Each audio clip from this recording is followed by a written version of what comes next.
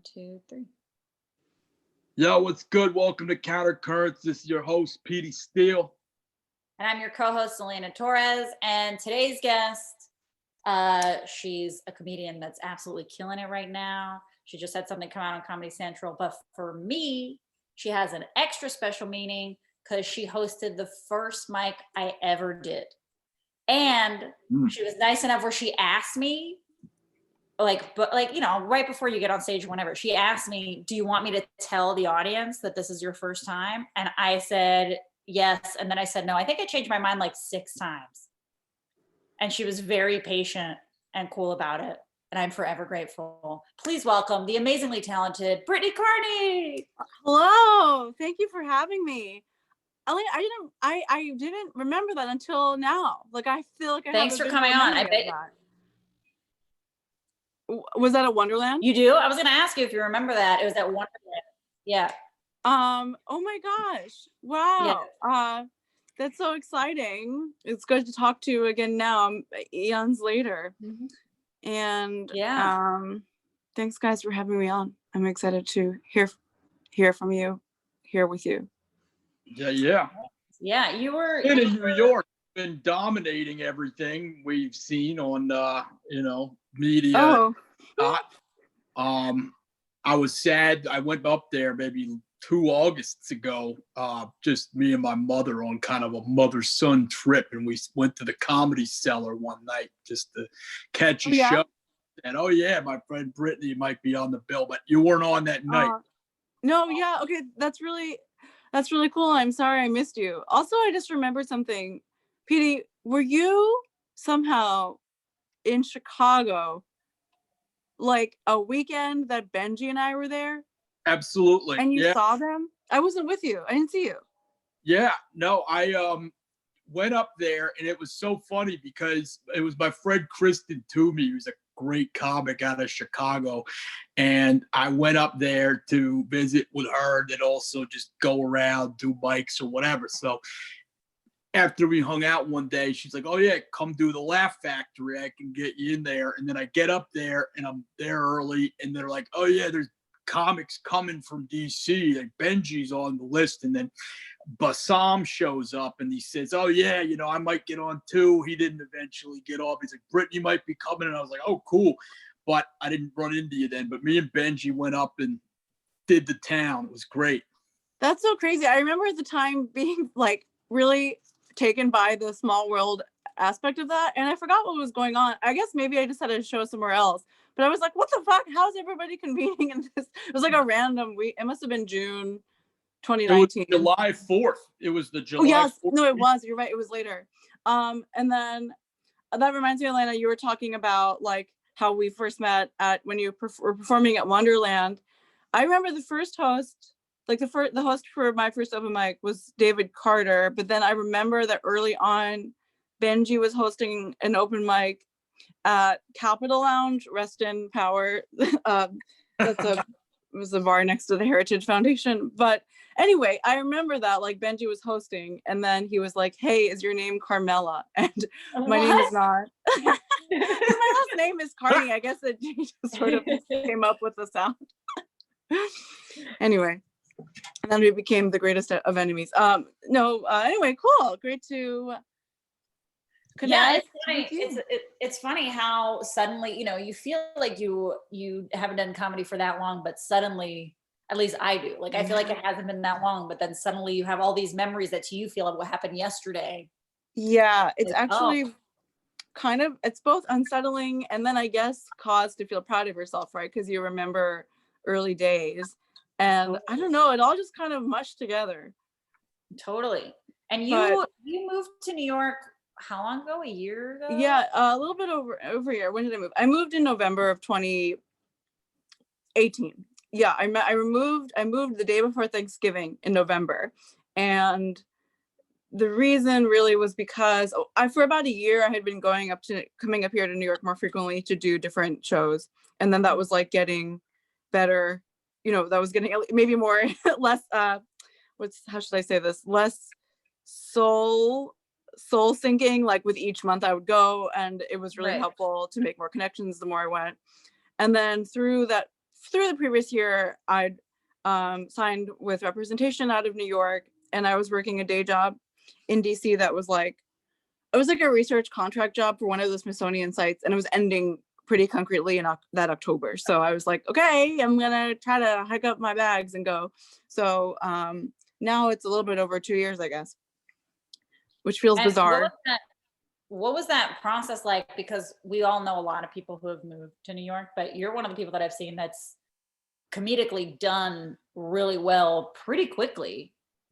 I feel really grateful, and I feel so grateful that things worked okay, or like but that doesn't mean that when I first got there for the first month I was like really I mean, I was very lucky, right, to like be able to go up and have some connections, but then I also felt really, it was still really hard. Like I felt very lonely. I definitely missed the comfort of the DC scene. I felt excited that like when I did get to do a show, things were it seemed, I honestly, and having thought about all of this in reflection, it really helps if you can like, when you go, like I would do older stuff at open mics just to do, and the whole open mic scene in New York is like really tough because there's a bazillion, and they tend to be like a bucket where you like pull a name out of a bucket, but it's pretty rigged. So as often like a new person, I would be last, and there would be like 3 comics left.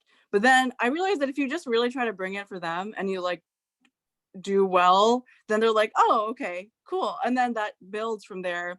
And then I'd also been able to do like exciting shows prior to that. But then the problem that I found when I first got there, at least in terms of like getting stage time, is that I was really lucky enough, and through like places like the DC Improv or Big Hunt, where you get to meet New York comics, like through these little opportunities, I'd had really helpful like connections, right, with comics who were doing really well. But then there was like no middle, like a, what do you call it? So I had this like cushy kind of ceiling, but then I still had to get stage time every night, and that I realized quickly was going to take a lot of work.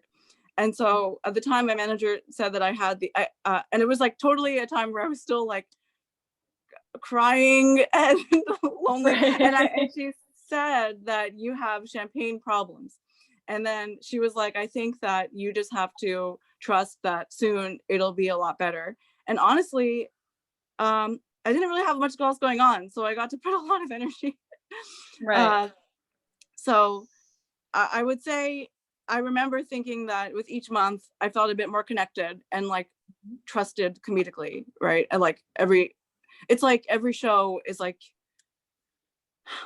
you have to make a new impression. And then I honestly feel like it was all kind of working out right as COVID hit, but I got into more of a steady feeling. Mm-hmm. And when you talk about like the cushy part versus the not, like what's that picture look like? By cushy, I'm assuming you mean that like here, you know, where like I'm at the stage too, and PD is too, where we're like opening for comics in large theaters, yeah, you know, and people who are successful, who have TV deals or whatever. So you have that connection, but you can't go straight from like, hey, I'm new in town to that, right? Is that what you mean? Is like the issue problem and the getting, talk about like that right. side of me a little bit. So it's like I knew people who were like well known and really funny. Mm-hmm. And they were always welcoming to me when I was in their space. And then I would go to these open mics that were really tough where nobody knew me because those people aren't featuring at the DC Improv. You know, they're like just figuring out comedy in this huge, like sprawling comedy scene. So those people really obviously didn't give much of like a fuck about me. And I understand that. So I would say, and so then, okay, so then, and I have 2 points. Like, so I felt really encouraged because I was like, okay, I can get on some of these bigger shows and do really well. But in the meantime, I also have to like figure out the open mics or like the the kind of more like the bar shows that happen and there's like 3 people, you know, and right. I do think that's all important because as you guys know, like momentum is key, right? For just like remembering who you are as a comic and person. And so for example, through some helpful connections, I got to do like some bigger shows in New York where I got to be seen by other like comedians who I really admired. And then those came sort of like here and there, maybe more increasingly enough to the extent that I felt more confident in like the tough open mic circuits. And I remember that there was one week where I was like, okay, Brittany, your rule for this week is to go to one open mic a night. And like, there's so many, so people can really stack them up. And then, and I went to, and it was like this freezing night, and I think it was like January or December. And I went to this open mic that was in a pizza shop that's now closed, and like somewhere in Lower Manhattan. And, you know, I went last, and I remember thinking that, and everybody was like, they all knew each other, which you guys are also familiar with, like that feeling in DC when you enter a comedy space and you're like familiar, everyone's your friend, right? Right. And I realized like, oh, they had that. And I don't know, it was kind of a, like, it was relatively a nightmare, but I guess I also felt kind of comforted in the fact that, oh, they're all friends. They knew each other. I just have to like keep showing up. But then I actually didn't even, but then that week I like didn't like own up to my goal. But I remember that pizza day was like kind of a turning point in just feeling like I could stick it through.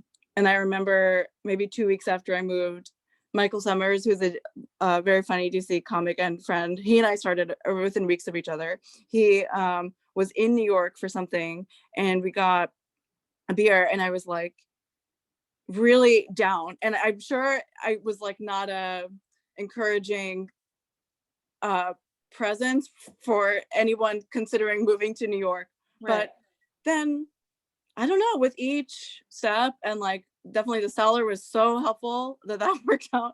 So yeah, it was like a really ass-kicking first year, but I really think that if you're moving to New York for comedy and you just really, really, really, really try hard, then it all gets a lot easier because people know who you are.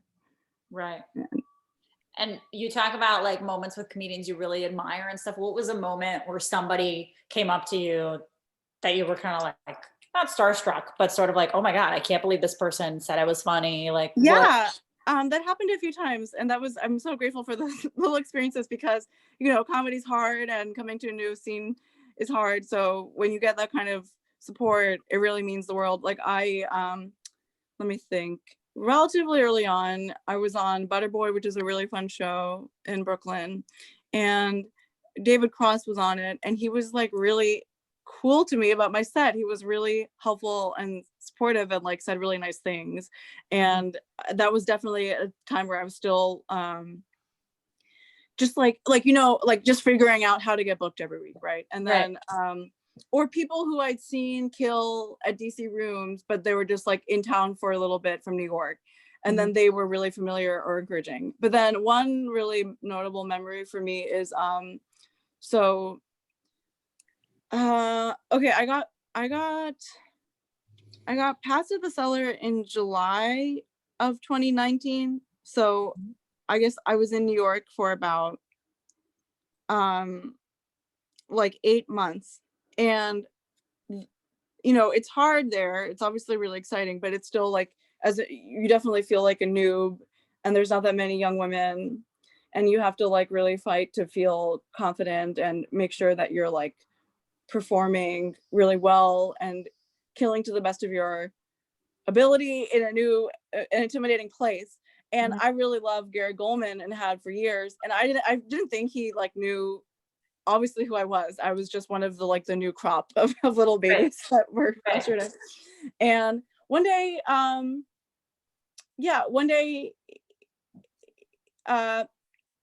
he sat down.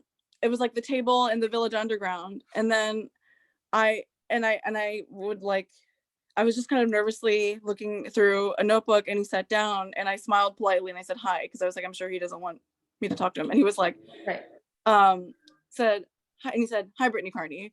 And I remember thinking like, wow. Oh, hi Gary. And then and I guess the thing is, like, if you're working in that kind of environment and you've been doing it for a while, if you like a new comic coming through, then you pay attention. And I kind of realized that quickly, you know, like he would like, what other moments would surprise me by like being really effusive or encouraging after a set of mine. And I just usually think like no one cares. And you guys know too, like, I don't know, it's hard to watch your friends all the time. Yeah. I mean, I think that's something that happens, especially like when you're in this scene for so long. And I think this I think it's what makes comedians comedians. Like, I think part of us, at least, I don't know, tell me if you feel this way, but part of us thinks that no one's listening, so we can say all the stuff that we say because we're like, no one cares. Yeah, that's And so true. actually, the words that we're saying are a lot more powerful than I think we realize. But I think you have to have a little bit of that, like, no one's listening Yeah, to be able to do this, right? that comes as always a big shock. A big, yeah, but yeah. So I think that, like, I don't know. I feel really lucky that it was working in New York, and I guess relatively still is, even though I feel like most days I forget what comedy itself is. But Yeah. anyway, yeah. Yeah, there have been a lot. This is a comedy podcast. There have been a lot of moments like that in our episodes on Zoom lately, where comedians at all levels kind of go into that, like, space out thing. Yeah, you're like, who am I? Yeah. Oh wait, is that Peter? Yeah. Oh, okay. Yeah. So like alien robot voice serving. I like, yeah, okay. So I think that recently, especially with COVID, it seemed like this was the case in DC. Like in New York, honestly, the comedy that was outside was like thriving pretty well, to an extent that I was really pleasantly surprised by. I was like, oh, I guess comedy is still going to, like, it's going to happen. It's New York. Comedians are all like jittery and angsty in their homes. And then I remember people talking about like feeling really concerned about how comedy, like live comedy, would look once it got cold. And all summer this year, I was like, yeah, whatever. Like, it's gonna happen. Okay, like, come on. It's like people are gonna come out with their coats. Like, comics are gonna come out like earmuffs. Like, comedy is gonna thrive. Like, we're all little creatures that are looking for the light source. And actually, and then I think there was like one October show on a roof that was like really cold, like the first really cold weekend, and I was like, okay, no, it's really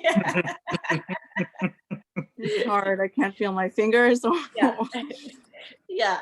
I think we all had that same sort of blind optimism for a long time. And I was like, the winter might get weird, but it'll be no time. And now that we're in it, it's like, oh my God.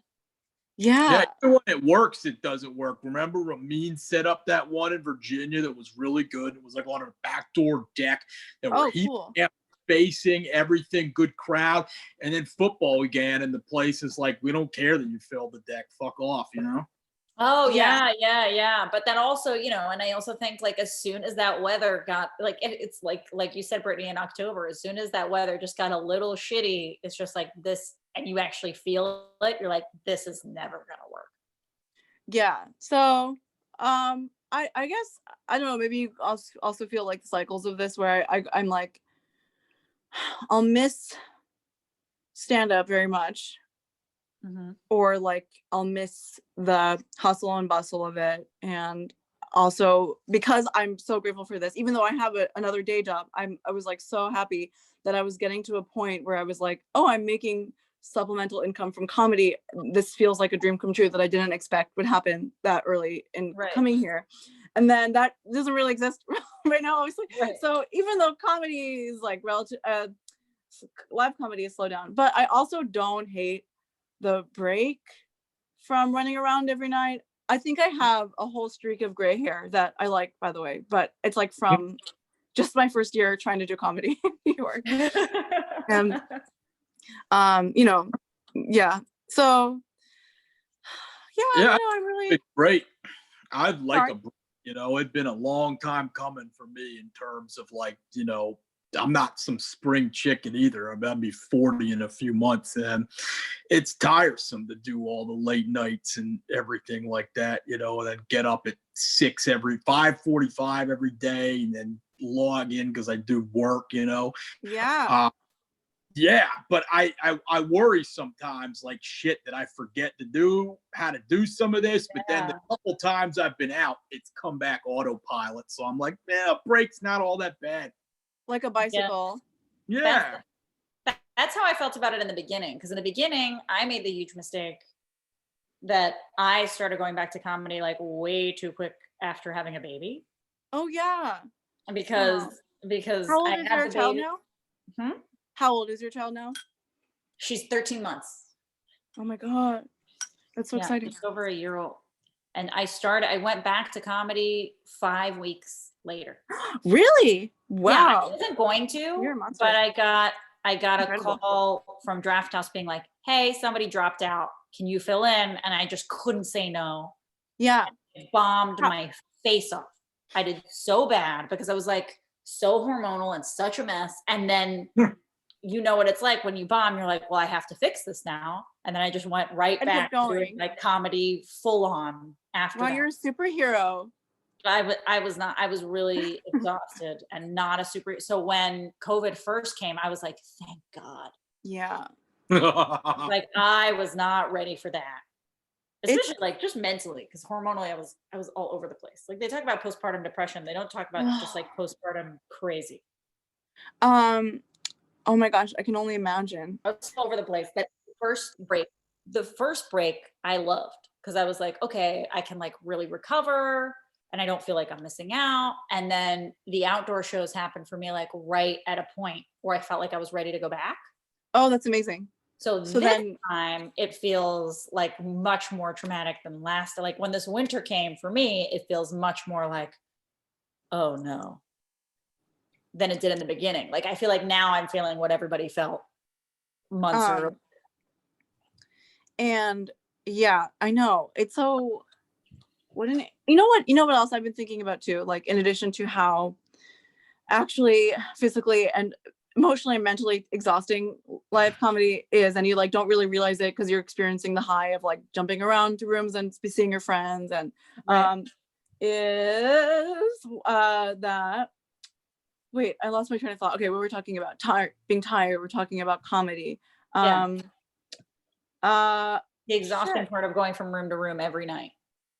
What was I thinking about with relation? Oh, okay. I'm really nostalgic right now because it's cold for how good winter is for stand-up. You know, like Yeah, in winter, so true. audiences are hot. They want to like cuddle up in these dark, gross basements.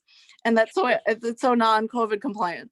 It's the Yep. best season. It's the best season for stand up always. Like the colder the better, because it's one of the few indoor activities you can do.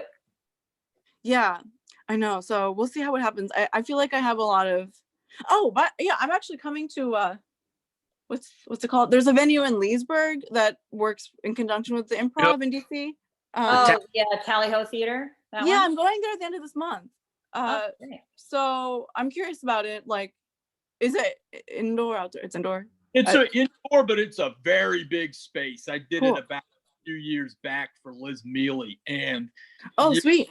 you have like a huge ceiling. They'll space it out really well. It's a great venue. You should be fine. Stage is kind of high too. Okay, cool. Probably a I'm lot like- excited. It probably feels a lot like doing shows at Arlington now. In a yeah, way, that makes sense. Okay. that's right. Yeah. Yeah. That's really cool.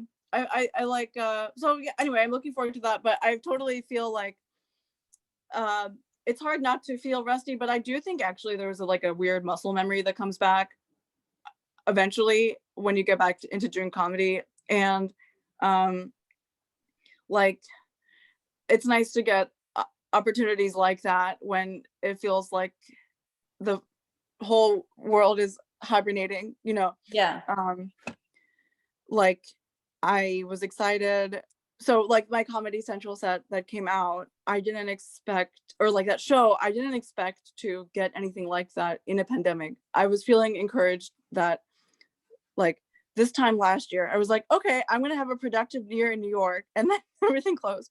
But like that was That's a pretty productive thing to have, I think, at any year, let alone a pandemic year. Which, by the way, you guys should check out Brittany's Comedy Central set that just came out. It's a great set. Oh, thank you. But I definitely going into it myself and the other, and yeah, I'm so excited for that. Like that. I also love your styling choices Your hair looked great. You looked Thank you. great. You look great. You did great. I was very proud of you. Thank you. I wanted to go for like Matrix horror, and I feel it worked. So yeah, it was really, for me, that really worked. I love that. I actually sent my outfit like ideas to a few female comics in DC that I'm close to, like so that they could. So they had, I had different costume changes the day of, and yeah, they had us like, oh yeah, they had us quarantine for a week and get tested twice in order to do the show, and all the crew were. And then the point is that like going into it, I definitely felt kind of like an alien, and some of the other comics too were like, I haven't done this in months, but yeah, I don't know, I guess it kind of comes back. So yeah, you did great, and I'm not just because it's a podcast, like you did really well, and I had no idea that you hadn't done it in thank you, that really means a lot. It's interesting and like funny. It's because I would say that for me, absolutely, that is the first time that I have something on a more public platform. So just the number of mean comments is like really a learning experience and funny. And like, I felt both like I wanted to cry and enraged and like really amused and like empowered by all these really honestly like hilariously mean comments. And so that was that's the worst part. The worst part with the mean ones is if you feel like they're kind of right. Like you read it and you're like, I could see how you could say I look that way. That's the worst. So true. And then and so it was last week was kind of a roller coaster week because I had been looking forward to that coming out for a while, and I was like feeling proud of it. Or I'd actually gone through cycles of like being worried how it was going to come out, but in the moment I had a lot of fun, and it really did feel amazing to do live comedy in like this organized structure, right? And so given what the world is going through. So anyway, last week I was like physically, oh my god, the day that it came out I was so sweaty. I was really sweating through my turtleneck that I felt like I was just like walking around in this puddle of my own sweat, because then I was like, what? Like a whore in the Matrix. Yeah, yes. In the corporal world, so out of the Matrix algorithm, but I was really sweaty. And then I like started seeing all the mean comments and really cycled through all kinds of emotions that day about like wanting to troll them back, like feeling like they were right, and then being like, this is so silly. I don't really have interest in trying to appeal to people who are going to respond this way. But I did have this like little girl feeling deep inside, which was like, but I just want you to like this product that I've worked hard on.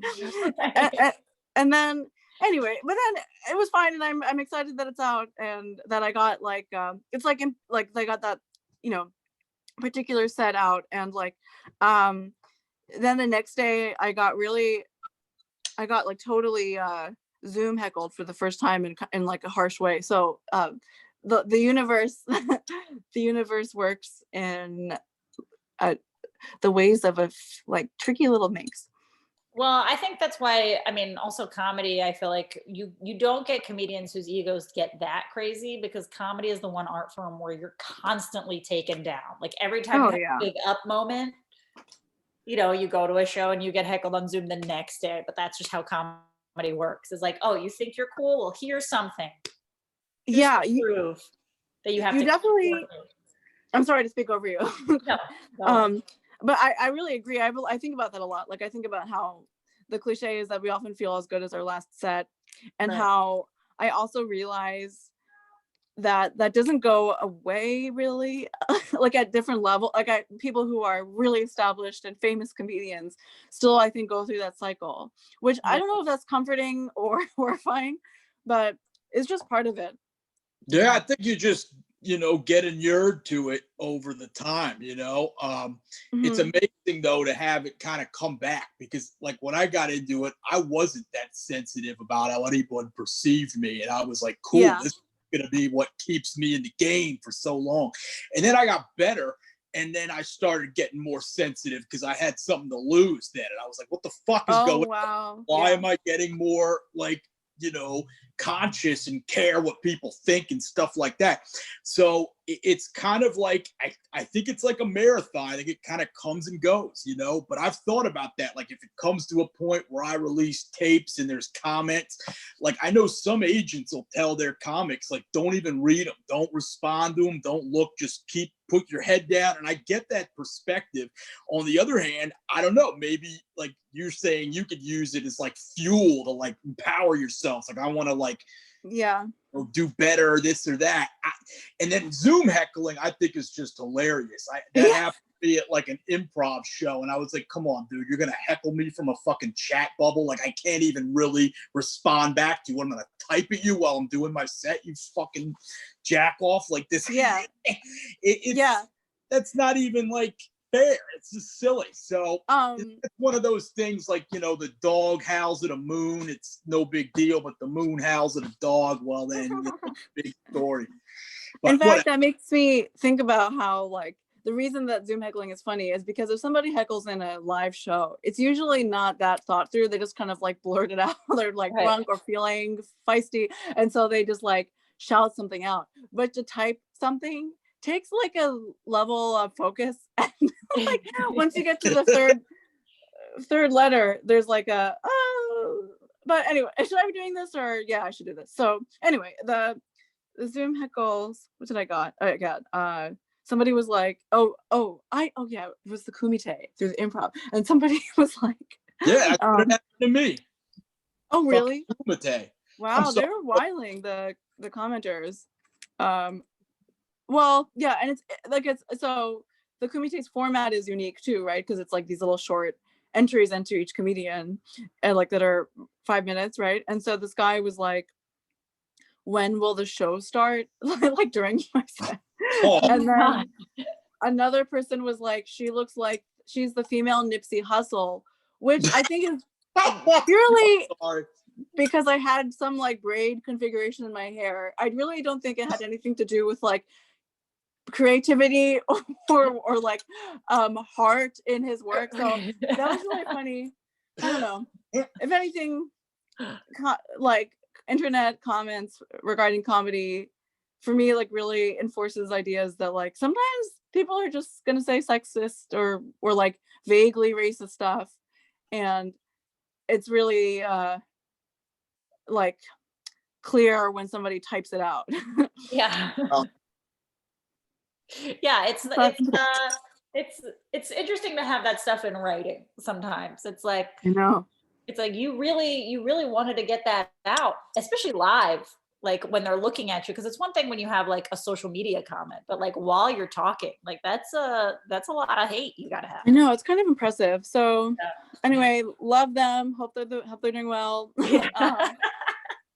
But anyway, it was of course I'm grateful to get Zoom time Right. In this dark and mysterious age. Right. Actually, I'm feeling sorry. Yeah, no, sorry, Terry. You were saying. Oh no, what were you gonna say? No, I was gonna ask you, this age, you were talking about like this age, you have a really interesting background, right? You grew up in Japan. Oh yeah. Yeah, and then we moved to Philadelphia area when I was in high school. And my dad grew up in Philly, and then like met my mom who's from Japan. They met in Philadelphia area like before I was born. So yeah, my parents settled back to the US when I was a teenager. What was that culture shock like? It was really hard. So we had to come to the US through a bunch of my childhood in the summers to spend time with my cousins. And I like after kindergarten went to American schools in Japan, and we lived in Singapore for a bit. So I was like around Americans, and I definitely spoke English like an American, and I felt generally American, or so I thought. But then it was like hard when I first got to my high school in the Philadelphia area. It was just like a big slap in the face. I felt really foreign and alone at a big school, and I had come from a really tiny private international school where like not every kid English was their first language. You know, the instruction was in English, but a lot of kids were like mixed Japanese or from other parts of Asia or something. And then so yeah, it was really hard. And I like it was like kind of in some ways it was like a typical like new kid in the middle of ninth grade story where I like I like ate, my mom would pack me sandwiches and I would eat one in the bathroom because I was too shy to go sit near friends in the cafeteria. And I would like have lunches where I was like crying with the school guidance counselor. And so then I don't know, I guess with my sophomore year there, I felt relatively settled because, like the cliche, I like started extracurriculars and I got into theater. And so through all of that, I felt way more settled. Mhm. But I had a really similar background. oh I yeah, didn't move to the US until I got to college, but same thing that's where right. you like think, I mean, my dad was Spanish, my mom was American, but I went to international schools and thought I Oh, was you did. American, thought I was Yeah. American for a long time. Yeah. And then you move and you're like, oh no, this is Yeah. not, and for me, it happened to me in college. And I went to, similar experience where I went to like a big school with like football and cheerleaders and like all Yeah. that type of stuff. And I thought it was going to be like the movies, and it just was not that at It's all. hard. Right. I think something to like the fact that you went to international school, and like something that comes with that is if you then go and like are living in the country of like one of your parents, like you did and me, it's like then you realize something about, I mean, college is different, but there's something similar where it's like all these people kind of grew up with each other, and if they didn't literally grow up with each other, they still like grew up around each other, Right. like understanding each other. And I think that is hard going into that as someone who was like overseas for whatever family or whatever or like job related reason. So Right. are you in touch with any people that you went to international school with? Every day. Oh yeah, wow. Every day. I mean, we went all the way through high school. So like my group of girlfriends from my international school, we have a group chat on WhatsApp and we talk every day. And I see That's them really pre-COVID, we managed to see each other like a couple times a year. okay. That's incredible. Mostly Actually. everybody's like in the Americas. We have like a couple of my friends are in Europe, but like mostly everybody, because the school was in Mexico, mostly everybody's like in the Americas. So we managed to see each other pretty often too. Oh, cool. That is the beauty. Social media is like a big corrupt bag of shit and complication. But I do think that one thing I appreciate about it is that it allows you to connect with and stay in touch with people who you just like were from another walk of your life and you wouldn't see that frequently otherwise. Right. And it's a really unique way to grow up. And those schools are a very unique experience. And I feel like everybody who leaves those schools has that same sort of like culture shock thing. Yeah. So I think those friends are important to keep forever. Yeah, that's so true. I'm so grateful for that. It's really nice too now is like a lot of people have way more time on their hands to connect with people and like, yeah. At the same time, I find myself also, no, I don't know. I don't know whether I feel okay. I'm talking about like being busy versus like in like social versus like having way more time on your hands because of COVID. But I think this time and our like pandemic predicament makes us, when we do reach out to people, it's like because you really want to, as opposed to just kind of like seeing everyone every day that you have, Right. That's true. There's a purpose to every interaction now that didn't exist necessarily before, Yeah, that's so true. And I've actually read an article recently saying that's a bad thing, but I don't see that. I mean, they say that incidental encounters with people are what we're missing. And I kind of get that, like, not for people you're necessarily well acquainted with, but say you work a job, maybe you're cool with like the custodian or somebody you say hello to every day, or the driver on your route or whatever. But I'm like, I can leave that, as long as I don't have to deal with like frenemies and like, even people in comedy I just straight up have a distaste for. Yeah, totally. Like, this is fine for me. Yeah, I hear that. And one thing I was thinking about too is that like in New York, like something that was really helpful for me once I got more settled in New York was that I got hired at this little private school to teach like 6th grade humanities for 2 months for this class whose teacher was on maternity leave. And then the school hired me to work there full time. And I feel like last year And it's been so helpful because once I got that and a little bit more stability, like then last year I could just focus on comedy and also had more, I could like go back to DC and like go to different, anyway, it just gave me a lot more like of a, what do you call, like a safety net to live my life. And because I was really busy last year, I feel like I didn't actually get to know the other teachers that well. I was just kind of like there and like connecting with the kids and my co-teacher, but I always felt a little bit out of touch with the other staff. And I think this year I'm actually getting to know them more as like people and friends, and I guess that's kind of nice. That's awesome. What grade do you teach? What age kids do you do? Yeah, so it's a bit all over the place. Last year I taught preschool full time and it was hard with comedy, but it's okay. I guess I somehow managed the energy. It was nice to like just like be with little minds all day, you know, even if it was tiring in a different way than comedy. But then this semester I'm essentially a support teacher for like grades 1 through 5. Like it's a small school and the classes are really small because of COVID right now. So I'm helping out different grades. So I'm like in the elementary. Yesterday we and I didn't go in today because I got the second vaccine dose. Yeah, me too. You did? Wait, Yeah. so I'm feeling really low energy because of the side effects. How did you feel, Petey? Yeah, absolutely. The first day, the pain didn't kick in my arm until like late at night. And then the next day I was just like white. So I was just sitting down, drinking water, barely ate that much.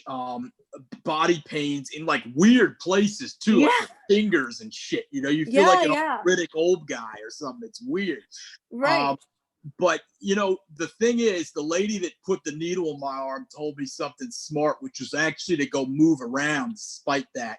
And especially your arm, whichever one you got the shot in.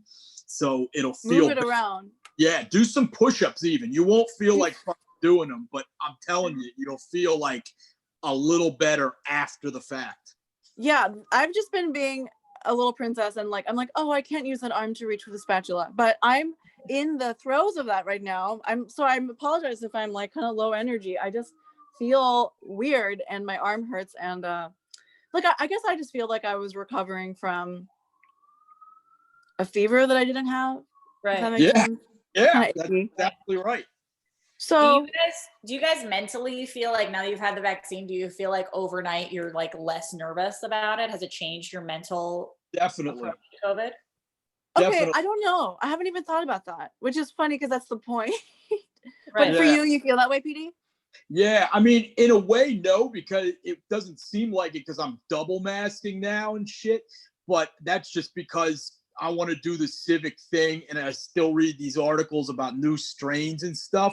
But nonetheless, I feel like, hey, within these 14 days after that's done, like I'm going to mask up and go out and do comedy any fucking place I can do it. You know what I mean? Yeah, I've totally. done my duty for a year of not doing comedy like that. And now it's time to live a little bit, you know? I hear that. And I really miss, I think I think that that hasn't occurred to me so strongly because of my job, I'm like with kids all day and like different kids. So we're all masked and technically social distanced as much as we can really. But if for some reason in that capacity, nerves around being around like little groups of people, I don't really have them anymore because I just feel kind of like numbed off or like in September. But I really miss traveling for comedy. I really miss coming back and forth from DC and like getting to go to like the draft house and other spaces, and I just haven't at all through this whole time. So like that's something that I'm looking forward to is being able to more safely travel. Absolutely. Yeah, so I don't know. Yeah, okay, so I'm still like, I've just been kind of wearing bags of clothes all day and I feel like I should hydrate more. So the fact that you said water reminds me of that. 100%. Oh my God. And my other thought about it is that at this hospital, I feel like all the people in charge of the vaccine, like the people distributing it and stuff, are all they're all like crazy and loopy because I think they're just tired and like overworked. And the first dose, there was a younger guy and this older guy, and then the older guy goes like, I swear it was the younger guy's first time administering it, which is like pretty funny to realize as you're about to get this shot.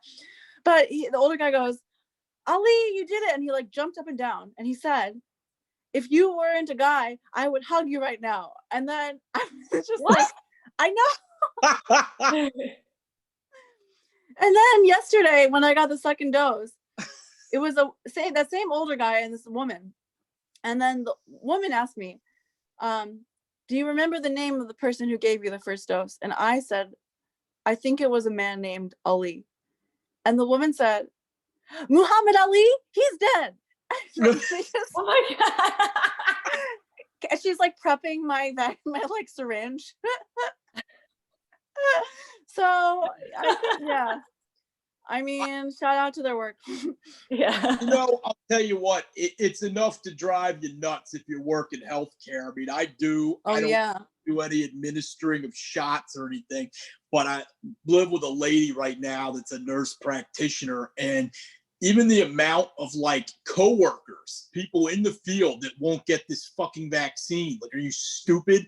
Like that, and just have to sit around all day giving out shots to people, and you got deniers, Illuminati, whatever nonsense, conspiracy things being talked about, and people are dying.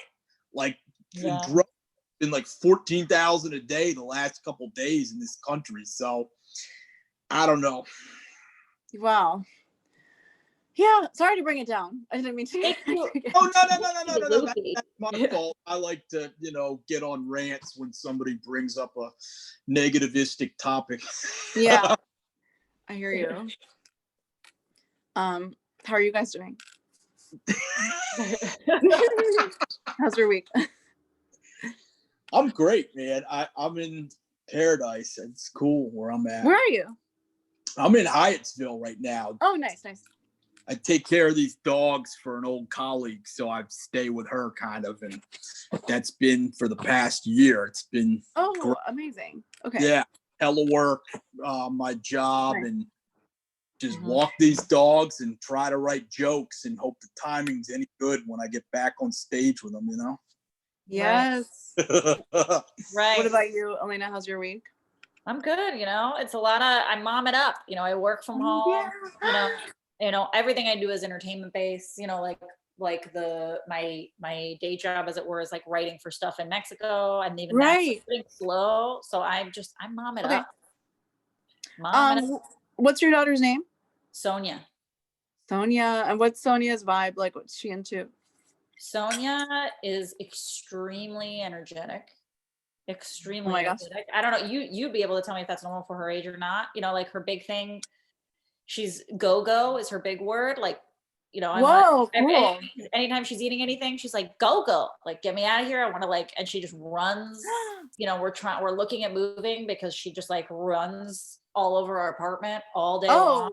So you think that she would like a different kind of space to run around? More space. I mean, we're at my in-laws a lot, and they have a big house out in Maryland, and we'll go, because especially it's winter now, so like we'll take her outside some days, but she just started walking like maybe 3 weeks ago.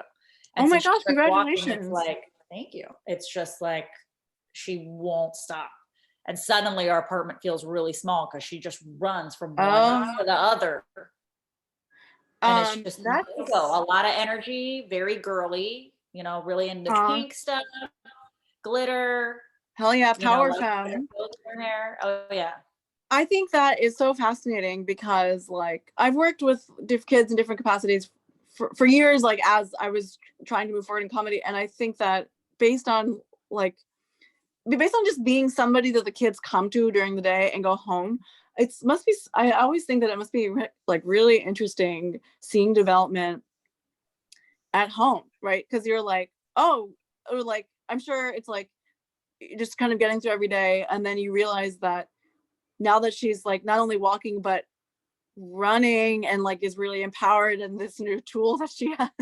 Yes. That it really makes me wonder about, I don't know, the human condition and development. The interesting thing about development at this age is they're so young, is that it happens so quickly. Like you know, Oh, yeah, like rapid. and who she is like a month ago to now. Like my parents visited they came and got the vaccine. They Oh, really? and they came 3 weeks apart, and because they're over 65 and they have Medicare, so they and through the 3 weeks from when they came last time to when they came to get the vaccine, she was like two different people. You know, she wasn't walking the last time they were here. They came back, she was walking. She had way more words than she did 3 weeks ago, much more interactive conversationally, like two different people in less than a month. That's incredible. Like, wow. Which is the interesting thing. And I guess when they're this young, that's what happens. It's kind of like every day there's some new thing. And yeah, it must just happen like the increment, like it must happen so frequently, like little updates, because that's so cool. Humans are wild. They are. It's good to be one. Yeah, we're lucky.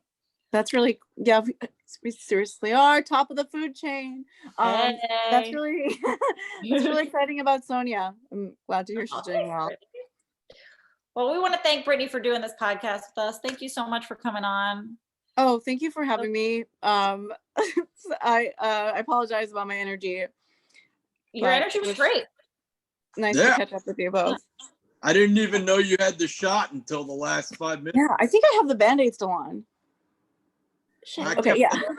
3 days. That's how much it hurts. It feels like if you take it off, your arm will fall off or something. It really does. It hurts. Anyway. Yeah. Cool. Thanks for having me. Great to see you. You're doing good. Thank you, guys.